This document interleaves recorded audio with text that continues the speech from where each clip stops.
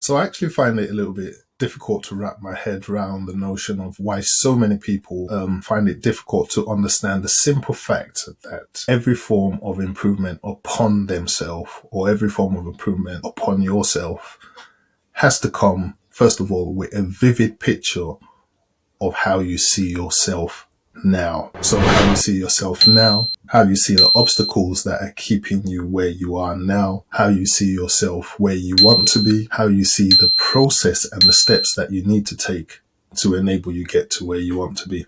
In other words, your current state and your future state. And there's so many tools that are out there in the personal development space that could equip us with the ability and capacity to start our introspection, our self-reflection, our visualizations, just doing that a whole audit of self, of our current state. And those tools could range from your motivational tools, your visualization technique tools, your meditation tools, your goal setting tools, how you evaluate your belief systems, your value systems, just to mention a few. But there's one particular tool that is the thread that runs through all these tools, that holds them together and makes any tool that we choose for our desired outcome, makes it efficiently and effectively work towards our advantage. And without using this tool or without applying this tool that I'm about to talk about today, then every other tool you try and adopt from the personal development space towards your desired outcome is going to come flat on its face.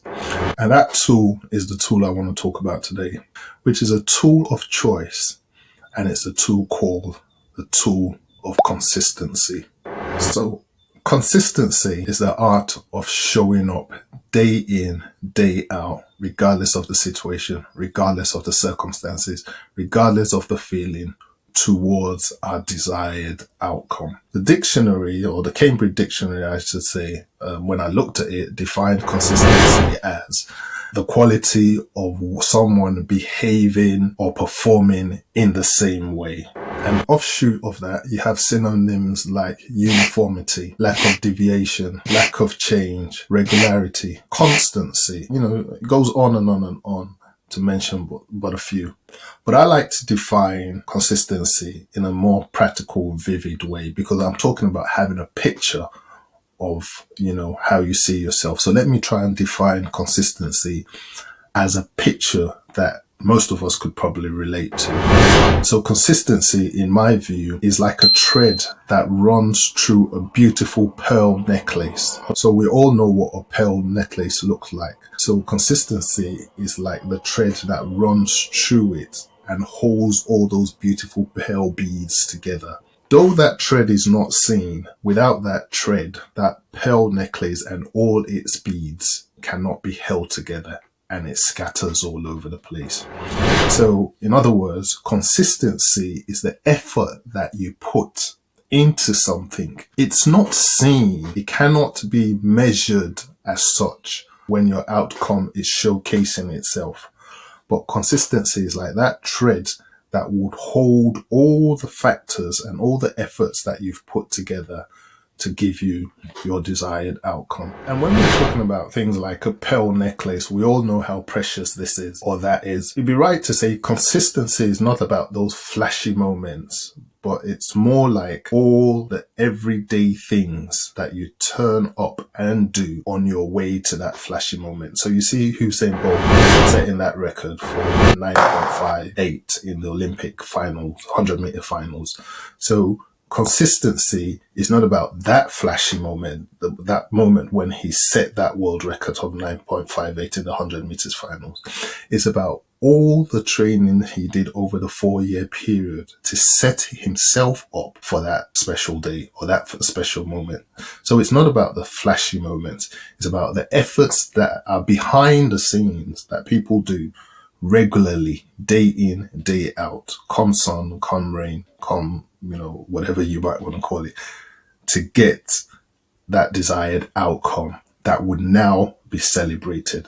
Most people don't celebrate the consistency. They celebrate the outcome of the consistency. Because what it is when you adopt the mentality of doing something day in, day out, over and over again, they actually become habits. These habits become building blocks for literally good or bad, success or failure. And I could say success or failure because if you develop a habit of waking up and going back to sleep every day, not working on your craft, not going to work, not, doing anything, just wasting away, you're obviously setting yourself up consistently to fail. But on the other hand, if you develop a habit of getting up every day, working on your craft, training yourself, training your mind, going to the gym, whatever it is that you're doing to actually actualize a purposeful goal, then you're setting yourself up in no doubt to achieve that goal. So consistency, in other words, is like you going to the gym trying to build a muscle, but only at this time you're trying to build a muscle of your brain so it can wrap its head around something that it wasn't comfortable with to start doing on a regular basis till it's very comfortable at doing it. And in that way, it would inject clarity, it would inject focus, and it would inject motivation and determination into your brain cells. In a way, is what they call firing and rewiring your brain. Because, they say you have neurons that are just dead and dormant sometimes. And the only way in which you could reignite those neutrons in your brain cells are to fire and rewire them. So you fire them up by constantly doing something, and then you rewire it so it's now used to you doing that thing, and it's constantly active towards doing that thing until it becomes a norm. Consistency over a period of time could be so powerful that it will build up resilience and perseverance in you. And the results of consistency would definitely show over a period of time. It might not show overnight, but it would definitely show over a period of time. Take, for instance, someone who set out to start smoking. You always start with 1 stick, and then 2 sticks, and then 3 sticks. And over a period of time, you become a habitual smoker. And it works with any other aspect in life. If we constantly do something over and over again, we'll do it till it becomes a norm and it becomes a habitual pattern, and it, sinks deep into our subconscious mind that we do it without even thinking. And so goes for success as well.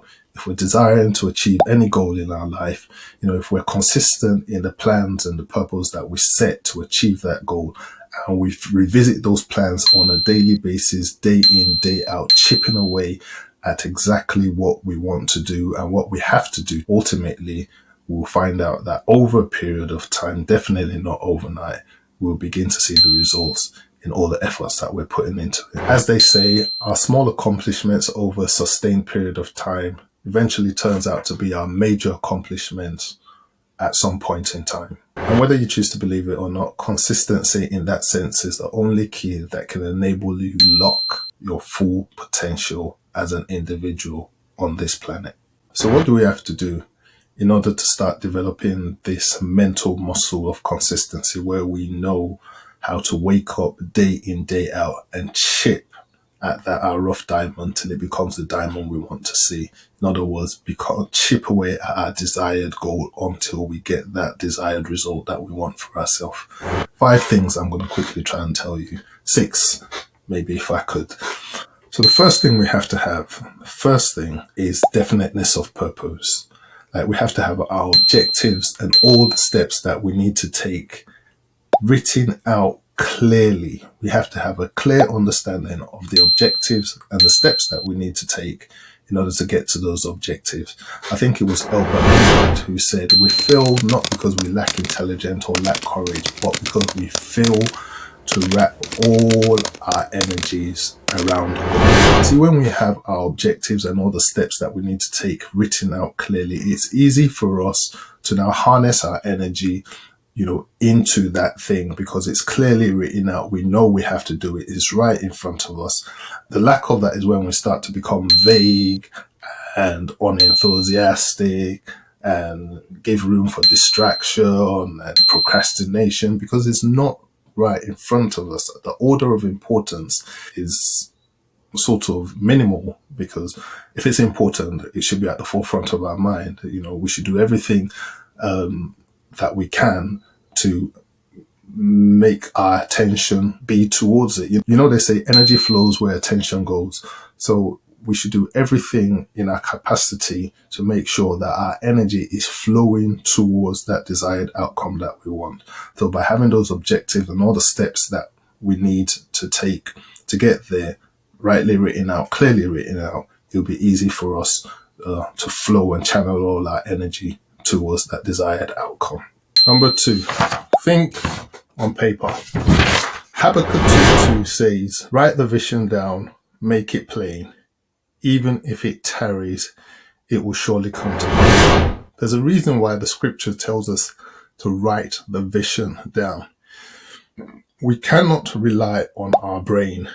Our brain processes, I think, 77,000 thoughts per day. It's easy for your main desire to get muddled up in all the thoughts and all the processes that your brain has to go through. But when you have it written down on a piece of paper, you've taken the pressure away from your brain, even though it's at the forefront of your brain, but you've taken it out of those 77 thought processes and you've put it on one single paper where you can now stick wherever you want and use as you wish. But at least you've given yourself the chance to take it away from the clutter of those 77,000 thoughts, and you've put it on paper, which you can now revisit and use as you wish.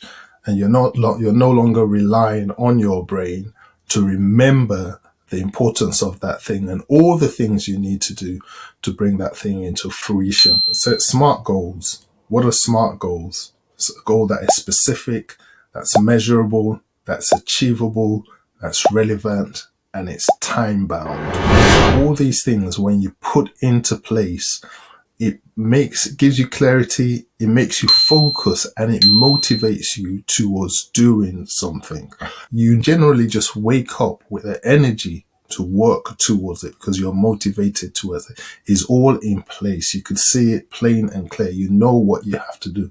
You're no longer vague and, unenthusiastic and lack clarity about what exactly you have to do. Also, when you set SMART goals, is as they say, be ready so you don't have to get ready. You're always ready because you set the steps that you need to take in process, and at whatever stage you get to, you know you're ready for whatever is coming towards you. Number 3, turn everything that you've now written on paper, all your SMART goals and all your desired goals, turn it into a plan. We have these things in business analysis that they call process flows. It's where you describe and document in textual or tabular form all the steps you need to take to reach your desired goal. So list everything after you set your SMART goals out there that are specific, measurables, achievable, relevant, and time bound. List all the steps that you need to take in order to get to each of those acronyms in there. In order for your goal to be specific, list all the steps that you need to take. In order for your goal to be measurable, list all the steps you need to take. In order for your goal to be achievable, relevant, and time bound, list all the steps, not missing out one. The reason I say not missing out one is because each day, just like the wave on the seashore, a new thing would come, a new distraction would come, a new challenge would come, a new idea would come into your mind, and it will make your plan change. So your plan has to be fluid and flexible. So whilst you list all those things that you have to do, as new things come in, you add them to the plan. As new things come in, you might turn around and realize that some things don't need to be there no more. Because new things that have come might have overlapped the old things that you've put there. But your plan has to be fluid and flexible, and it has to be actionable. It has to be something that you can actually take actual steps on consistently on a regular basis. So you're constantly chipping away at this rough diamond that you eventually want to see its final outcome. Number 4, learn to prioritize things. Stop dealing with multiple things at the same time. Don't be a jack of all trades and master of none. Prioritize things that are urgent and important, do straight away. Things that are urgent but not important, schedule them for later. Things that are not urgent and not important, just take it off the list. To be honest, there's no need for it to be there, because those are the things that take up your time. Number 5, a coin off Nike. just do it. Like, just do it. Don't overthink it. When you know you have to do it, do it. When your alarm bell goes off, get up and do it. You're never going to have enough time. The tide is never going to be right. You're never going to be on top of your task. You're never going to be able to, just set the appropriate time for it to just begin to do it now. You're never going to be on top of your work. You're always going to have more work than your allocated time. So just get up and do it. When your alarm bell goes off, get up and get up.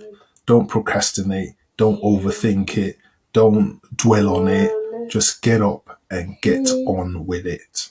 And these, my friend, are all the tools that we need to develop a consistent mindset where we'll consistently, be doing things that we need to do towards getting the desired results that we want for ourselves. And finally, number 6, turn all these things that I mentioned above, turn it into a habit that you wake up daily and you work towards, just so you could get your desired goal. Remember, you have to consistently do it day in, day out. Show up, even when you don't feel the needs to show up.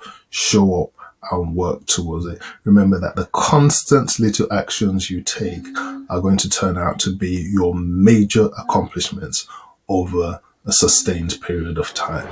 If you like these kind of videos and you want to see more of it, I suggest you like, you share, and you comment on it. Tell me if you have any more tips that you could add into the little I've said that can enable us to remain consistent in our bids towards achieving our desired outcome. And more importantly, I understand that I can't help everyone to change themselves, but I could help them to discover change within themselves. Until I speak to you again next time, peace, stay safe.